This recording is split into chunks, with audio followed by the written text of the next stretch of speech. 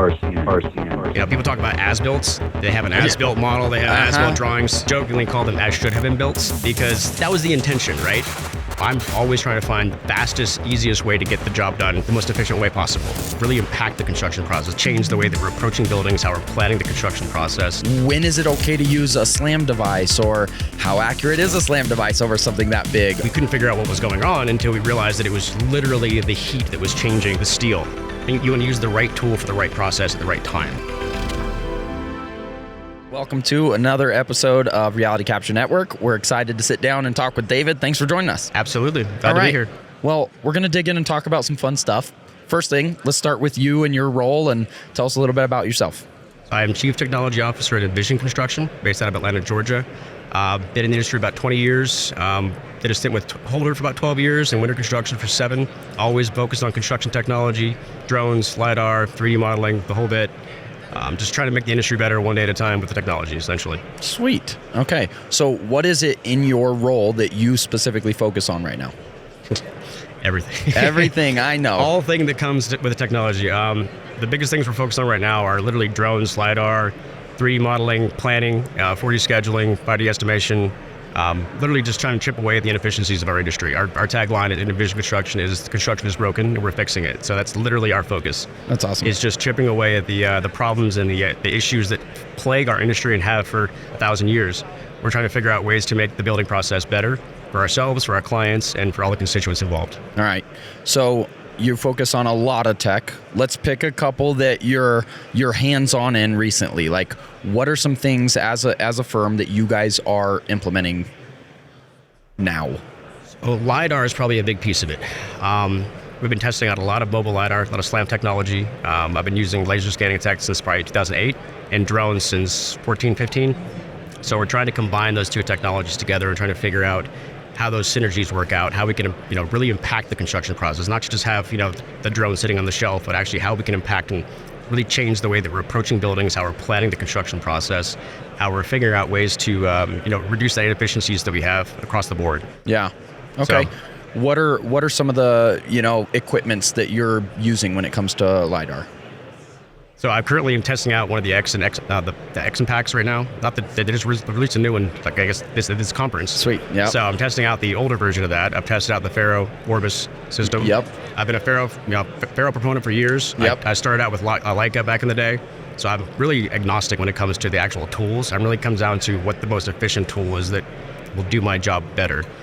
I'd like to get to a point where I can have a terrestrial TLS scanner, a flying scanner, and a mobile scanner. So you can kind of have a toolbox of all these different tools and just pick up the right one depending on what the actual job is. Yeah.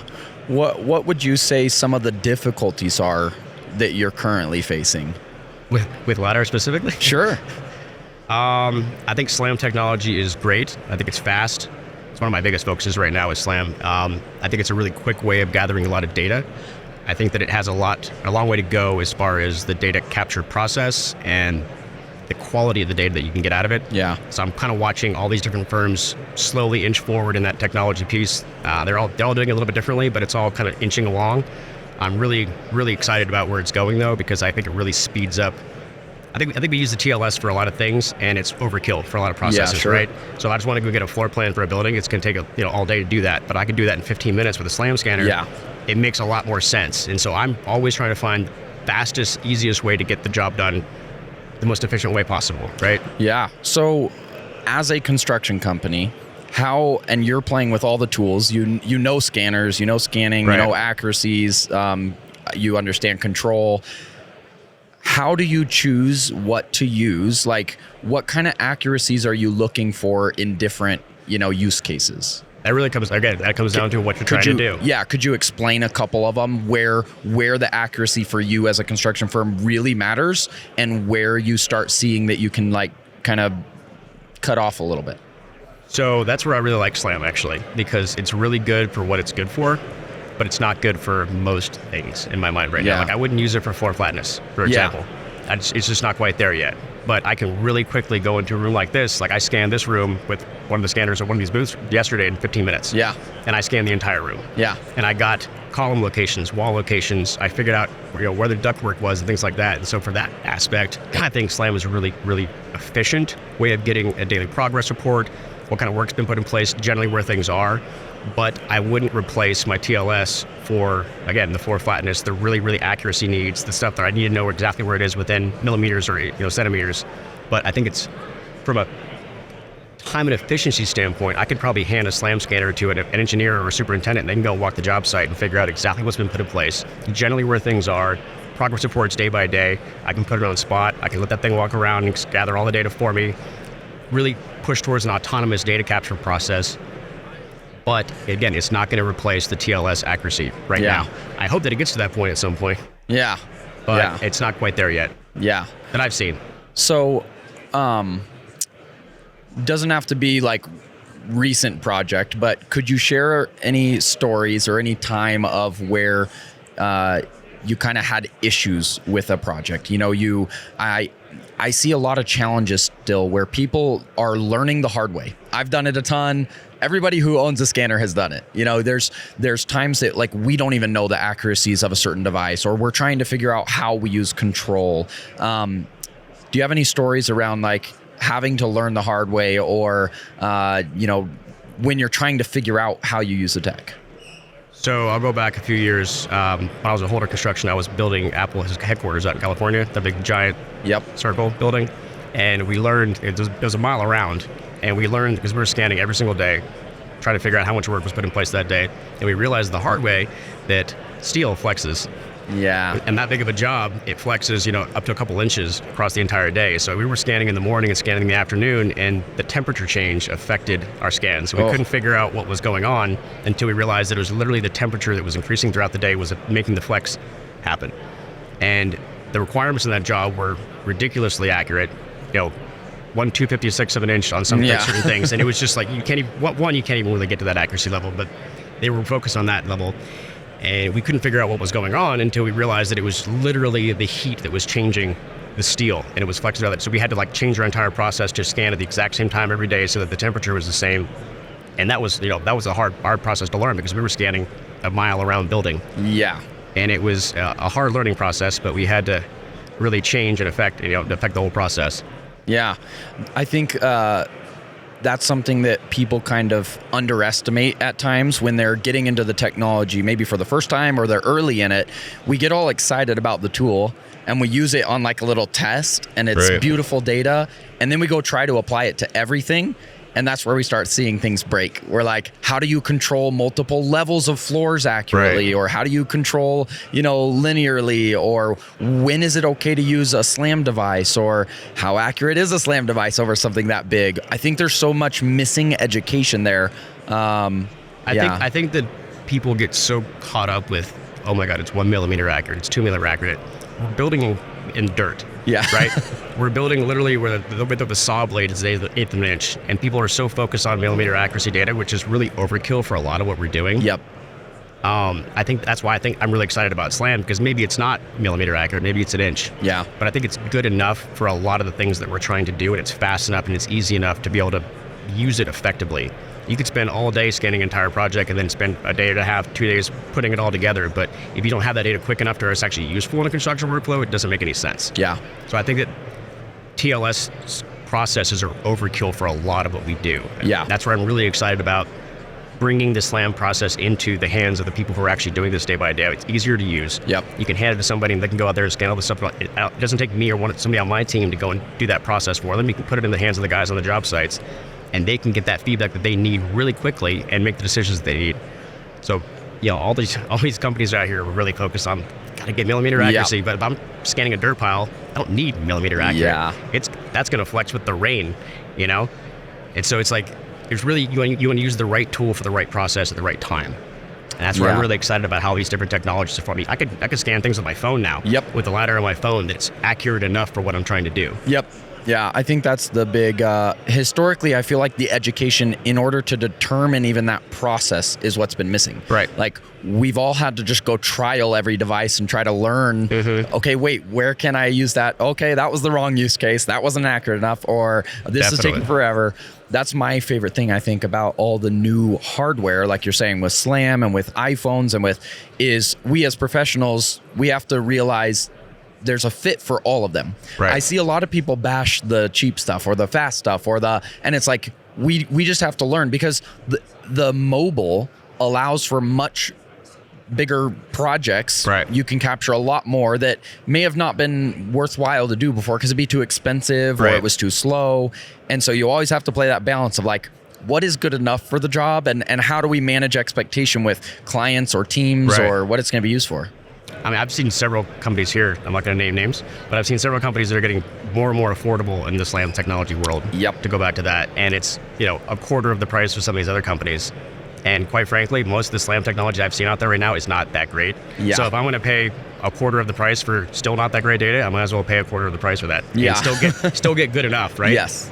And that's Yeah. kind of the world that I'm living in. So like I said, I'm agnostic when it comes to the actual tool. I want the output. Whatever the tool is that makes the most sense and gets my jobs done and makes my superintendent happy that day, that's the tool that I'm going to use. That's awesome. I'd love if you could pick a couple use cases that, again, you guys as a construction firm, what are some types of projects that you always implement like scanning on, where you guys get value out of it? You've seen it as a company, you integrate it into a process. What would a couple scenarios be? So every existing job goes in the dirt, right? So you kind of have to figure out what the baseline is right there. So you got to figure out what the civil looks like. So maybe we can fly it, maybe we can get photogrammetry data, maybe we can get civil data from the sky. But if not, if you have a bunch of trees around, you can't use drones quite as effectively, right? So I've actually recently tested out a product that will literally SLAM technology worked walking through trees. And it was able to give me this existing site topo so that I could figure out exactly how much dirt I had to move around to flatten that site. That was huge. Yep. And I couldn't have done that from the drone because it was too much tree canopy, right? Yeah. So that was huge. But then once the job actually starts, you can actually start scanning, get that progress data, figure out if things are getting put in place. We're building on our new office in Atlanta right now, so I'm going out there scanning constantly to make sure that the walls are getting put in the right locations, make sure that all the utilities are getting put in the right place, all the plumbing, all the utilities, the ability to track and verify that we're not just allowing these guys to go put things in wherever they want is huge. Yeah. Because otherwise you end up at the end of the job and things are wrong and nobody knows why. Yeah. Right? We have this whole plan. We plan everything out. Everybody talks about BIM coordination and 3D coordination, but then we just throw it over the fence and hope the guys in the field are actually doing it. Yep. But if you don't validate that and make sure that they're actually putting it in place correctly, Yeah. what are we doing all that planning for in the first place? Yeah. People talk about as-built. They have an as-built model. They have as-built drawings. Yeah. I jokingly call them as should have been built. As should have been built. Because do you have any as should have been built plans? That was the intention, right? Yeah. But nobody actually builds it completely like that. They just kind of get close to that. Unless you go and scan a project and actually update your models at the end or update your drawings, that's a true as-built, right? And very rarely does anybody have the budget to do that. I've done it before, but it's very rare that you actually turn over an as-built to an owner. Yeah. So every time we go into a new project, whether it's an existing building or not, we always scan everything that's there. You want to make sure that the as-builts are actually truly what's there. Yeah. So we don't run into surprises, and we can hand that data over to the architects, and they can design off of actual information, not of the intended design that was originally there. So that's awesome. Well, it sounds like you guys are doing good things. I appreciate you sitting and chatting with me. Before we wrap up, anything else you're excited about that you see you focusing on in the next few years? Any technologies that are catching your eye? Or I think it's the synergies between all these technologies, because I've been watching drones, I've been watching scanning, I've been watching AR, all kind of live in their own little worlds. Yep. And the convergence of all those technologies is really getting exciting. I agree. We've been doing some interesting stuff with AR plus drones, like we're simulating what buildings look like with actual drone video and things like that, and putting drones and scanners together. I've always loved the whole Prometheus concept of having a Roomba plus drone plus scanner. That idea of an autonomous, hey, go scan the job site for me and give me feedback. That's always been my goal, is to see all those things kind of come together. But that plus the evolution of AR is really exciting to me, because we'll go and, like I talked about, we'll scan projects and figure out where we're going to put in place, right or wrong. But if I can do that live via AR, and we've done testing with the HoloLens over the years, and that's obviously not going to go as much further because Microsoft kind of pulled the plug on that one. But I think a lot of other companies are coming out with AR tech that could make that process a lot faster. Yeah. So it's less of a go scan, overlay with the model, figure out where you messed up, but more of a live feedback loop. So I can put that on a superintendent's head and say, hey, go walk out and see if the work's being put in place the way you want it to. Yeah. That's where I'm getting excited. Yeah. Is once that gets to a point where it's not so much of a fun toy, which is kind of how it feels right now, because you can't actually tell where it's wrong. Yeah. So I put it on a superintendent's head right now, and he says, okay, I see the duct's wrong, but how far? and you really can't do it yet. Yeah. He can't tell you that it's 6 inches off. He just knows that it's not quite there yet. So then you got to go out there and scan it and do that whole process. But if I can get to the point where AR is truly a live feedback loop for these subs, that's where I'm really getting excited. And I'm seeing slowly different companies get closer and closer to that goal. Yep. Yeah. So that's where I'm excited about. I agree. I love the integration of technologies. A lot of people, I have these conversations a lot, and people will ask me, what do you think what technology is next? What do you think the next biggest thing is that you're excited about? And I go back to this though. I'm like, I don't care what's next. I just want people to better use the things that already exist. The tech is amazing. So much tech out there right now that's just sitting on shelves. People just buy it and just sits there. Yes. So to me, my biggest excitement is like, how do we make all the tech come together, work together? Right. How do we control it all? How can you use multiple sensors and the data actually be, fused? How do we get that into more people's hands? And I believe there will be cool technology coming out, but I think even what we have today is so underutilized. It's like we need to just improve process and the ways we're using it, and creative people getting involved. That's what I'm still most excited about. We gather so much data with drones and scanners and all these things right now, but it just sits there and it sits on a hard drive and nobody even knows what to do with it. Yep. So I think we can get a lot better at using the tools that we have more effectively. Yep. Well, part of that, I think, is from having these conversations. We're talking 100%. about the tech, talking about the difficulties, sharing the ideas, and then hopefully as a community, we collaborate, we bring strengths and weaknesses together so that as an industry, we can actually see that progress forward to where that vision is of the future, that every job site has that digital twin, right, that you're able to walk out with immersive, you're able to go do an update scan with faster tech. Like it's an exciting future ahead. And I want to put it in the hands of the people that actually need to use it. Yes. They don't need to call me or somebody from my department to come out and do these things. Yep. They need to grab that tool, that tape measure off their belt, grab that drill that's up in their tool belts.